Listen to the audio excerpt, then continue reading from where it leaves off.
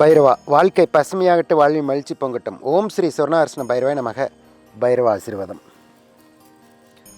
அமாவாசை. அமாவாசைனாவே ரொம்ப சிறப்பு. தெய்வத்தினுடைய அனுகிரகம் கிடைக்குங்கிறது அமாவாசைன்னு சொல்லுவாங்க. கடவுளை வழிபடுறது, தெய்வத்தை வழிபடுறது, ஒரு கோவிலுக்கு போகிறது ரொம்ப விசேஷம்னு சொல்லுவாங்க.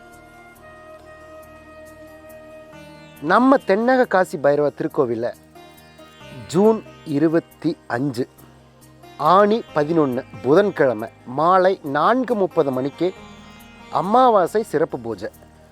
அமாவாசை சிறப்பு பூஜையிலேயே ரொம்ப தனி சிறப்பு என்ன அப்படின்னா, நம்ம கோவிலில் நடத்திட்டு இருக்கக்கூடிய ஒவ்வொரு அமாவாசைக்கும் பௌர்ணமிக்கு ஹோமம் நடக்கும், அமாவாசைக்கு ஹோமம் நடக்கும். அது காமனாக ஹோமங்கள் எல்லா மாதங்கள் நடந்துகிட்ருக்கு. அமாவாசை பௌர்ணமிக்கலாம் அந்த ஹோமங்கள் நிறைவு முடிஞ்சதுக்கப்புறம், பூர்ணாதி முடிஞ்சதுக்கப்புறம் சொர்ண லிங்கத்துக்கு நெய் அபிஷேகம்.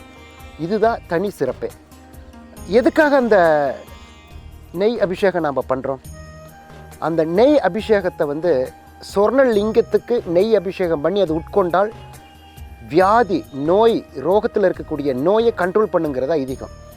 அதனால தான் பெரியவங்க சொன்னாங்க, ஒவ்வொரு கோவிலையும் அபிஷேகம் பண்ணுற தீர்த்தமோ பாலோ நம்ம உள்ள அருந்தணும், குடிக்கணும்னு சொன்னாங்க.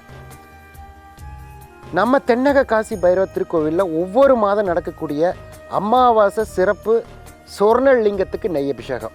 நெய் அபிஷேகம் பண்ணி உங்களுக்கே கொடுத்துடுவோம். அந்த நெய் நீங்கள் உட்கொண்டால், நோய்வாய்ப்பட்டிருக்கிறவங்கள உட்கொண்டால் நோயினுடைய தாக்கத்திலிருந்து வெளியில் வந்துடலாங்கிறது ஐதீகம்.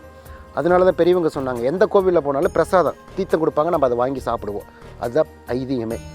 கண்டிப்பாக வரக்கூடிய அமாவாசை சிறப்பு பூஜையில் கலந்துக்கிட்டு, யாகத்தில் கலந்துக்கிட்டு, இந்த நெய் அபிஷேகத்தில் கலந்து முழு வியாதியிலிருந்து விடுபட்டு வரணுங்கிறத பிரார்த்தனை பண்ணிக்கிறேன். மறுபடியும் தேதிகள் ஞாபகப்படுத்துகிறேன்.